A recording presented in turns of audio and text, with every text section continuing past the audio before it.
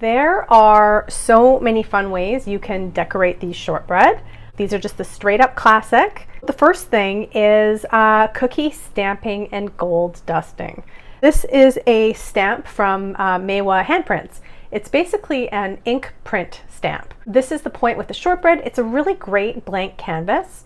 You can do anything with it. When I do an impression into the cookie through saran wrap, and then I'm going to dust it with some gold dust. Take the stamp and then just press it down. See, it leaves a beautiful little impression of the stamp. You want to really give it a little bit of a push. And you want to do these at room temperature. If you try and do this to chilled shortbread, they will just crack on you and be very disappointing. So you can actually cut the logs room temp and then place them on the cookie sheet and then do it immediately. My next step here is this beautiful gold dust. I take a watercolor brush and then you just want to brush around the design. And this is food grade edible glitter. So the point is you can actually get really creative with these cookies. Look around for things that could make a cool impression into one of these shortbread. Now that I've done that, the other thing I can do is I can just add a few little silver balls. And you kind of just want to use your finger, just kind of stamp them down just a little bit so that they stick. Because of the impressions of the stamp, they're kind of getting stuck in the little ridges. So adorable. I love those. All right, and the next fun thing you can do is you can just do your own little fun sprinkle concoctions. So you can see here, I created my own little sprinkle mix. Basically just sprinkling some on tops. So simple. I like to put a decent amount on there. Want to be chintzy with your sprinkles. One of my favorite cookies, and I think the most beautiful cookies I've ever made, were the rainbow jewels. I obviously did them in rainbow colors, but I also did them in solid colors. What I've done is I've taken the green sparkle mix that I made for sprinkling on the tops, and I've spread it out on my piece of wax paper. Warm it up a little bit with your hands. You really want to make sure that this is not, first of all, it hasn't gone in the fridge at all. This is a log that I did not chill. Even at room temp right now, it's a bit cold. So my log is kind of firmed up a little bit. So put it down into the sprinkles, and what do we get? We get a bejeweled log. As a former jeweler, I thought it was funny that I'd changed careers and I somehow wound up jeweling small cookies. Obviously, I like things to be sparkly and I like things to be cute, and these cookies definitely fit the bill there. Now we want to chill it for about 30 minutes. If you were to try and cut this right now, you would probably wind up getting green sparkles on the front and the back of the cookie, and that's not what we want. We want the sparkles to stay on the outside. And here's another thing you can do.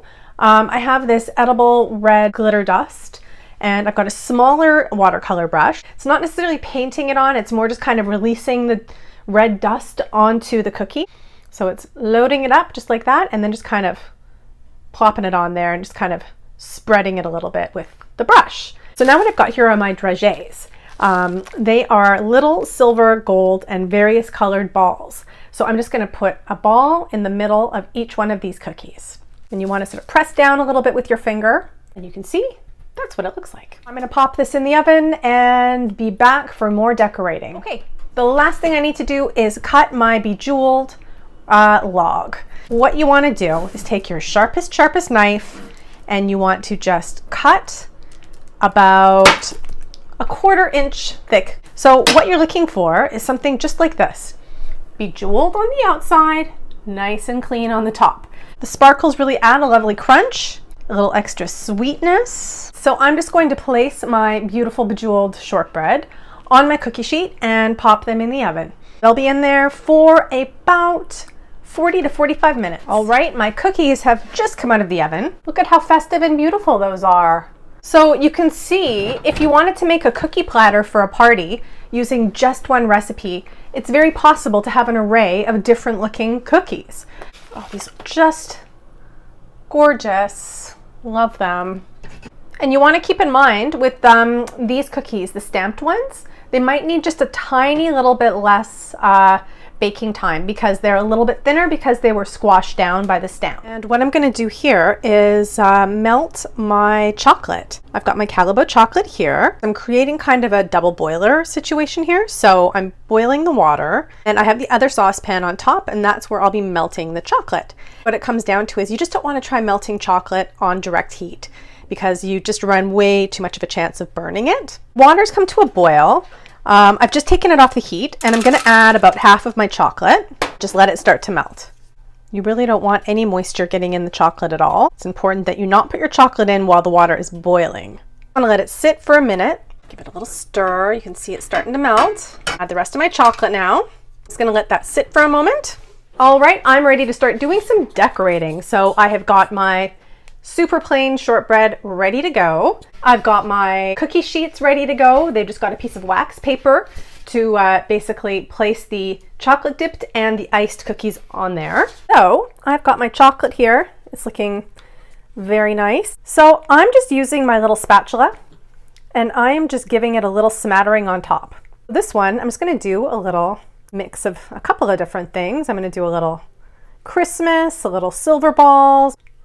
You know, you can just do whatever you want. Whatever floats your boat is totally fine. You can even do like what I just accidentally did there. You can do like a little artistic, abstract design. If you don't have a little spatula, you can totally use a knife. It really feels so Christmassy.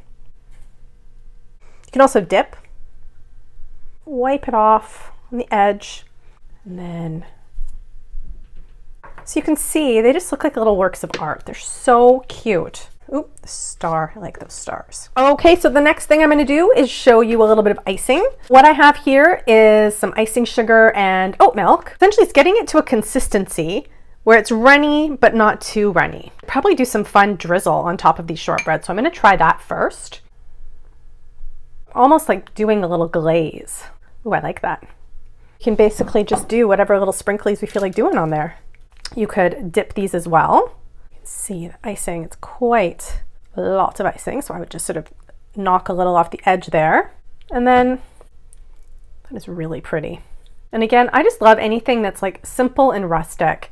Do a little bit of the Christmas mix for that one. I think that's actually a really pretty combo.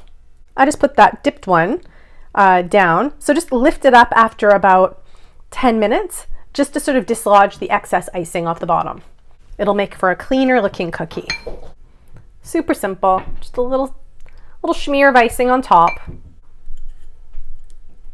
Christmas is my favorite season for baking for sure. I go a little bit crazy, maybe, in a good way. There you have it, everyone. I have shared my secret to the shortbread success. If you can master this recipe, you will make it for years to come. You can like dress it up so many different ways. You can flavor it with so many different things. In the future, I'll be sharing many more shortbread recipes. I have a lot of them up my sleeve. Stay tuned for that. Hit subscribe if you want to be notified of new posts. Cheers, everyone, and happy baking.